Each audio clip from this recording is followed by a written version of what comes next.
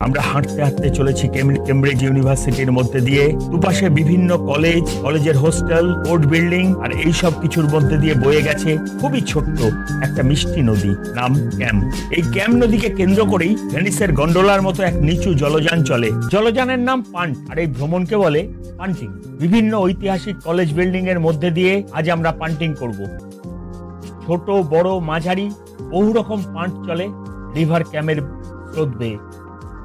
চলেছি বোটে করে, আমাদেরটা 8 সিটের বড় নৌকা মানে পান্ট। দুপাশের তীরে মাথা তুলে দাঁড়িয়ে আছে কত ঐতিহাসিক শতাব্দী প্রাচীন কলেজ বিল্ডিং, কত গল্প ইতিহাস সেই সব কলেজের অভ্যন্তরে বন্দী হয়ে আছে চিরকালের জন্য। আমাদের পান্ট চালক হেনরি সেসবই বলতে বলতে আমাদের এগিয়ে নিয়ে চলেছে।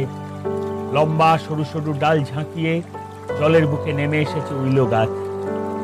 লতানো আইভি গাছের চাদর মোড়া সেন্ট জনস হাসপাতাল পেরিয়ে যাচ্ছি আমরা।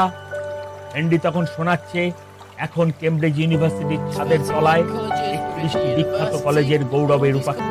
কেমব্রিজের প্রথম কলেজ বিল্ডিং সেন্ট জন এসে পড়ল।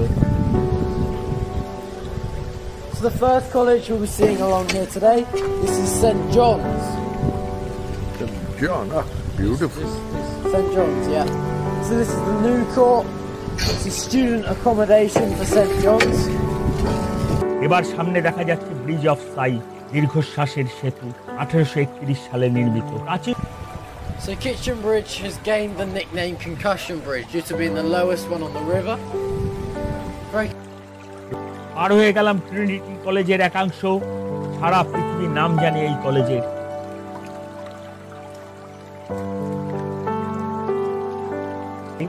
যে অঙ্ক ও পদার্থবিদ্যার সূত্র অনুসরণ করে এই ব্রিজটি শুধু কাঠ জোড়া দিয়ে বানিয়েছিলেন স্যার আইজাক নিউটন।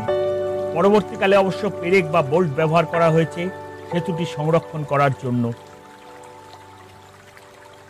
আমরা এগিয়ে চলেছি, ক্যামের দুপাশে উঁকি দিচ্ছি কত ঐতিহাসিক শিক্ষা প্রতিষ্ঠানের ভবন, কোর্ট, আবাসন। কতটুকুই বা জানি, কতটুকুই বা দেখাতে পারছি। কেমব্রিজের অন্যতম প্রধান কলেজ, ওই তো বিশ্ববিখ্যাত কিংস কলেজ চ্যাপেলের চূড়া দেখা যাচ্ছে, মন্ত্রমুগ্ধের মতো দেখছি। পিছনে পড়ে রইল কিংস কলেজ। আমরা এগিয়ে চলেছি।